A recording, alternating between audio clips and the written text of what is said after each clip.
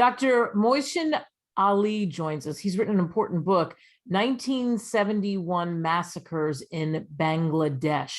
There's so much, I think, that people don't realize the atrocities that happened there. And yes, it was a very big story to the outside world, but do they really understand what was going on in the country? He was there, and he's written a very powerful book.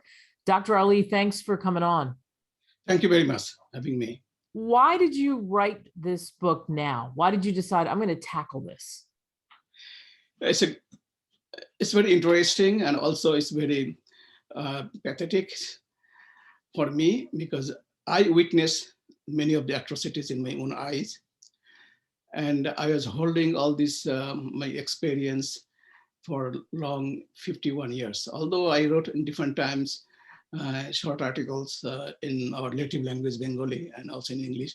I also wrote about 8 books in my native language in Bengali.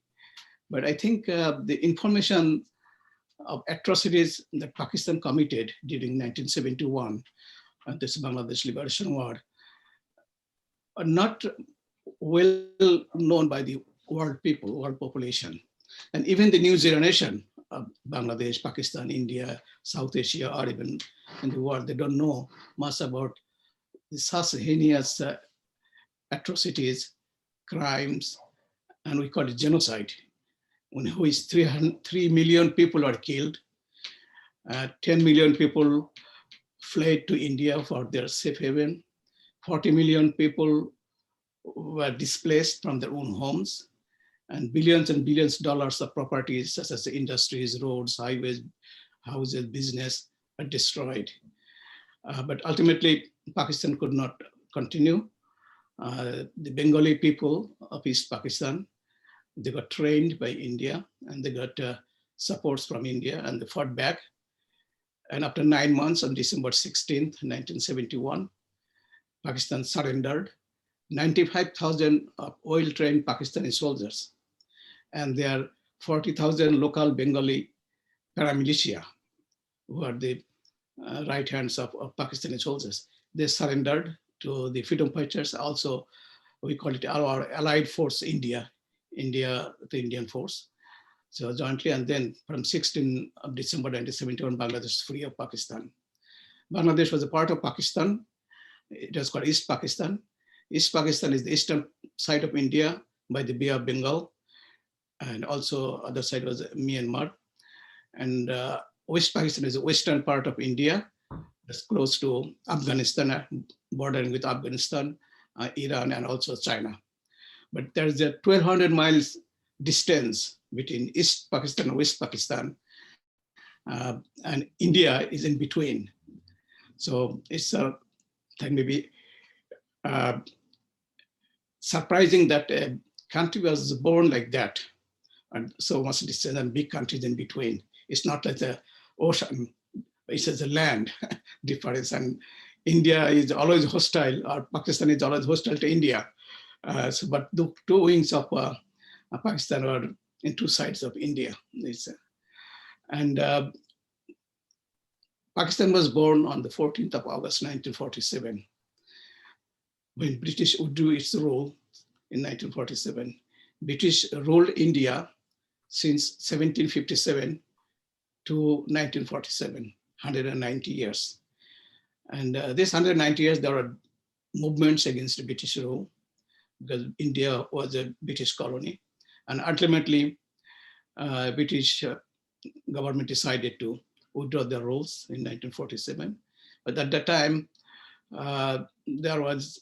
it was created. India was a very secular country from the beginning.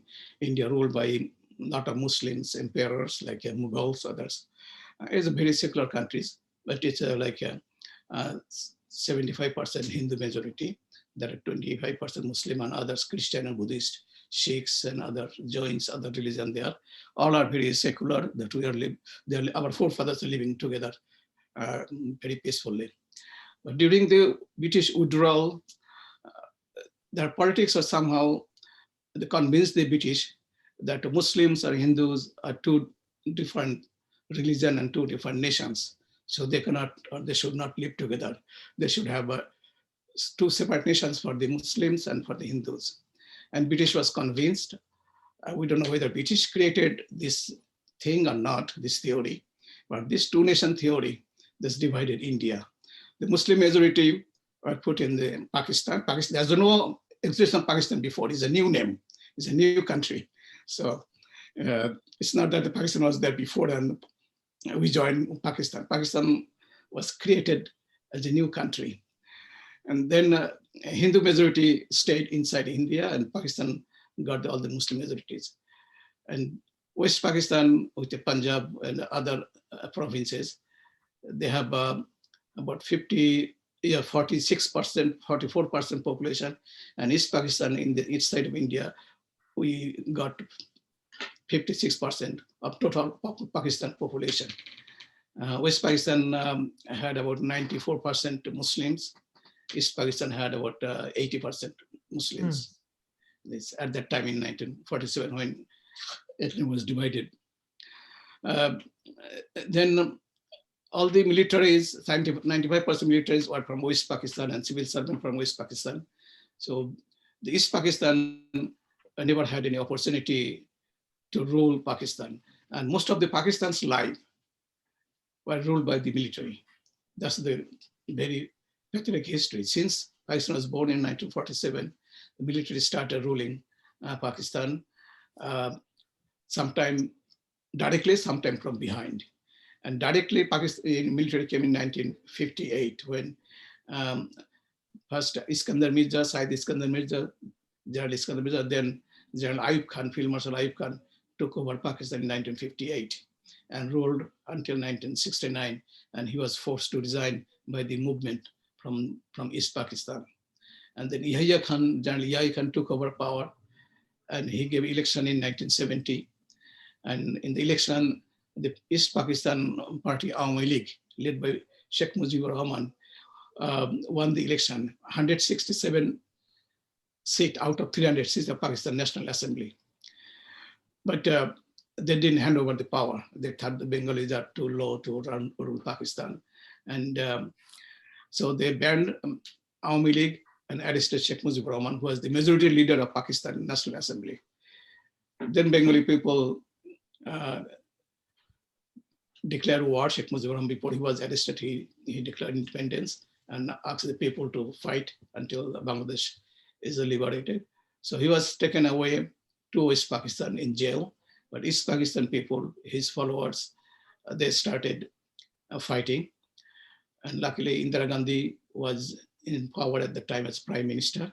She was very helpful, and she supported our independence, and she sheltered 10 million East Pakistanis, the Bengali people, in the refugee camps in India, provided food and health and all other medication, all other supports. And she provided training to the freedom fighters, Bengali freedom fighters, and provided all the arms and weapons. Then we got some strength, and with the Indian support, we started fighting back.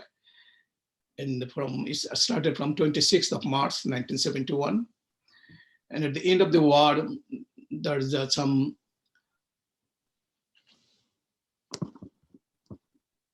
the end of the war, yeah, and talking about that, yeah. At the end of the war in December, there's also Pakistan attacked India and West Pakistan borders.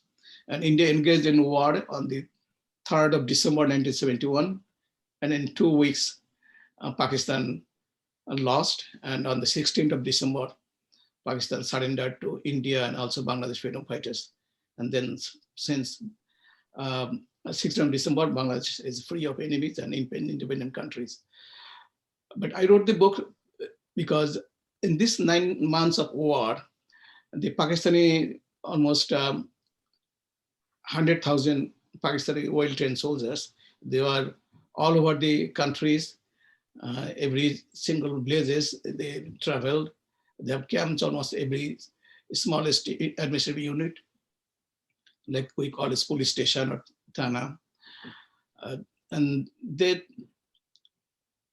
tortured the people, killed the people, raped the women, and so notoriously that we cannot even explain this. It's a very tragic that we are 80% Muslims in East Pakistan, Mm. and Pakistani 100% soldiers are Muslims. Being Muslim, kill Muslims. Being Muslim, rape Muslim women, rape Muslim girls.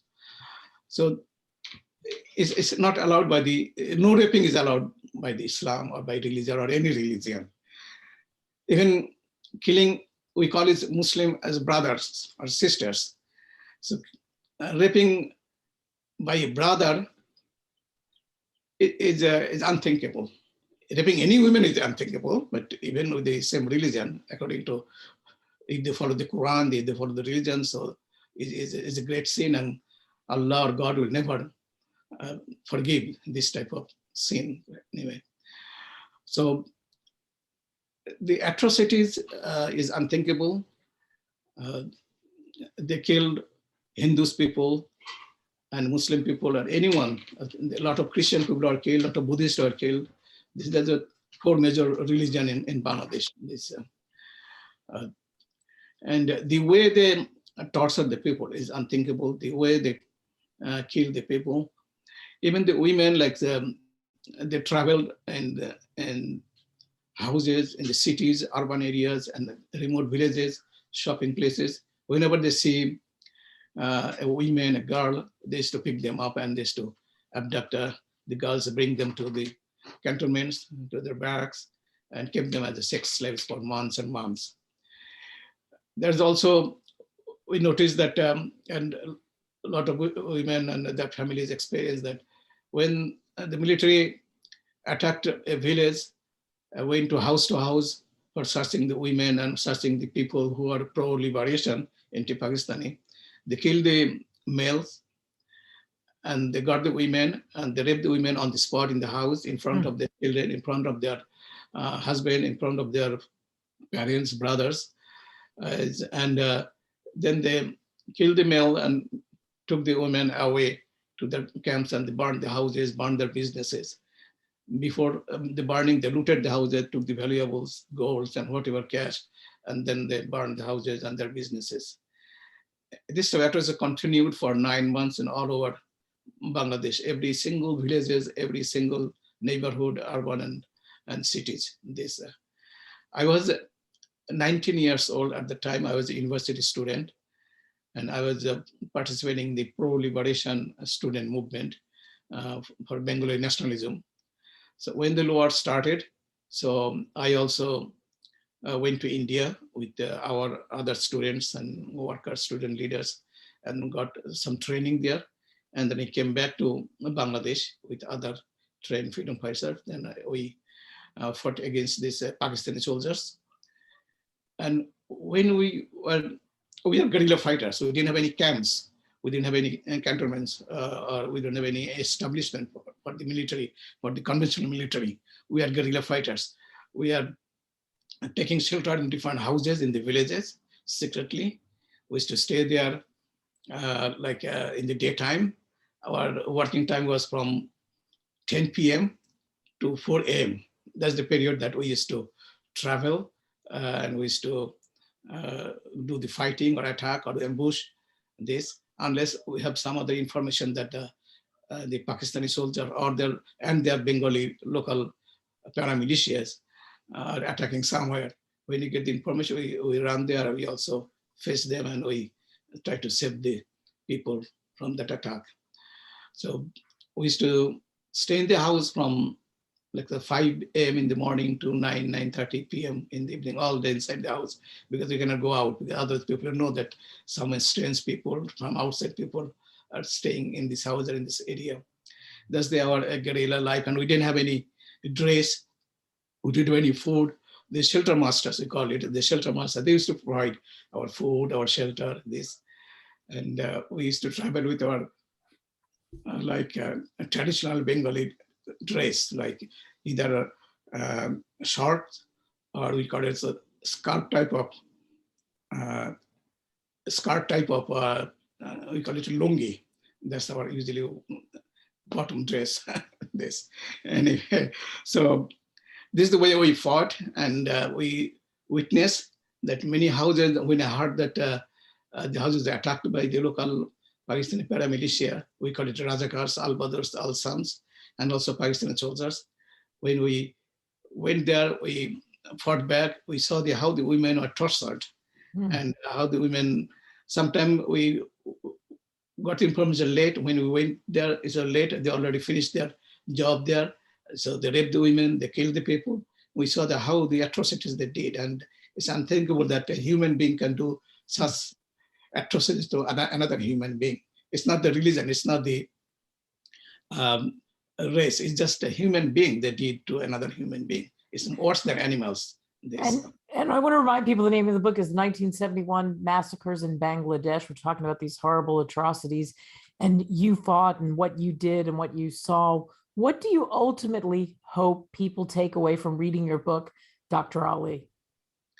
Yes, that's my main objective of writing this book.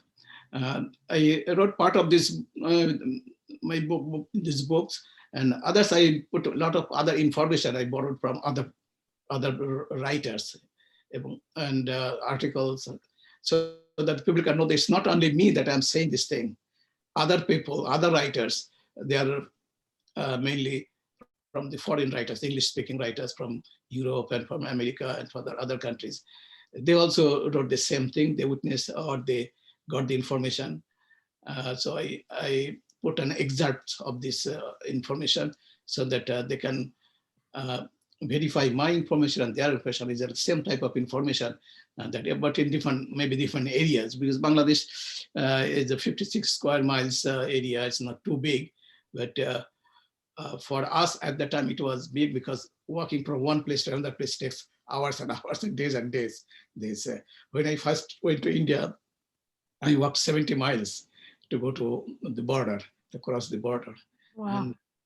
And in our case, so we had a big river called Padma or Ganges between Pakistan, East Pakistan and West Bengal of India.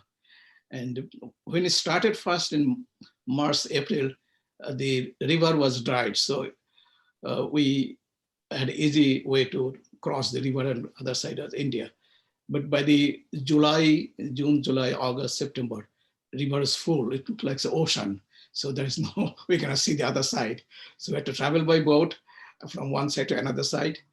And there's a very strong,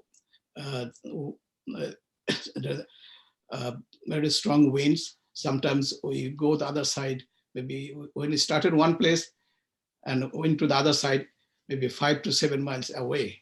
This and it takes about 6-7 hours to cross the river. Wow.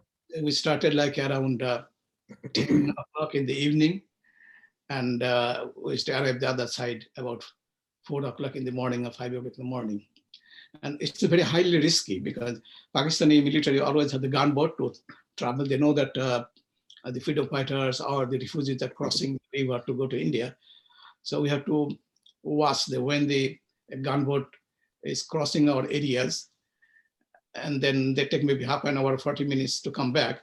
So in that time, so we used to cross the area where the Pakistan cannot reach us, at least maybe half a mile from this bank this side. So this is where, and also on the way back, we have to look for the same thing. So a lot of, many of our friends, they were drowned in the river because the Pakistani soldier got them and then boat, and the boat sunk in the river. So luckily, I survived. Otherwise, I would have been another martyr. So anyway, so this is how we fought with hand to hand and with foot. We traveled the villages. We swim the river with arms in one hand, the rifle in one hand, and with the other hand we swim the river, cross the river. We put hand grenades, bombs in their boats, mechanized boats. So swimming the river, we threw the grenades, through the bombs. That type of things we had to do, and we were ambushed from the highways when the Pakistani truck used to go. We threw grenades and bombs, and we fired at them. This is how we fought. So, and at some point, the Pakistan soldiers were scared, so much scared that they could not come to the village sites. So just push them to stay inside their cantonments, inside their cities. They are very scared to come to the village because they don't know the villages because they're from West Pakistan. They know the setup and all villages in Bangladesh. And it was especially during the monsoon time and during the flood time.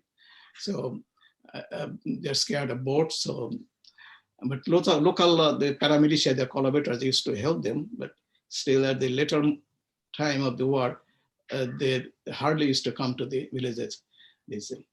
And then at the end of the war, the India attacked, and then with the Indian forces and our freedom fighters, they jointly occupied the whole country. And Pakistani 95,000 well-trained soldiers surrendered. Maybe it was the largest number of trained soldiers, a regimental force surrendered, and in the history of the world. Wow. This, even the Yeah. Hitler did not have that many people to surrender at one time.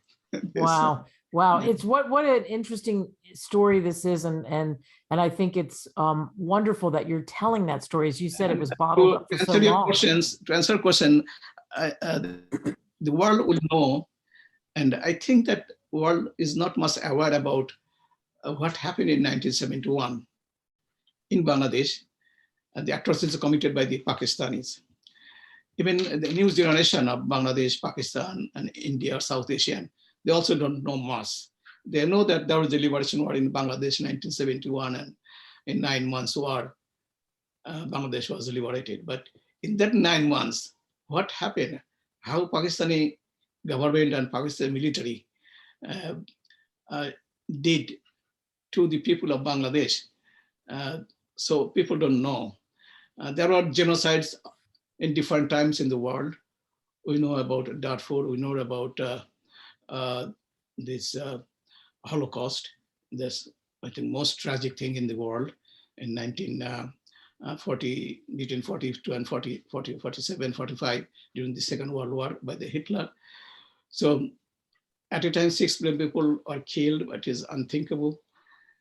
And after that, I think after Holocaust, this Bangladesh genocide is the most tragic thing and largest thing, and the 3 million people are killed.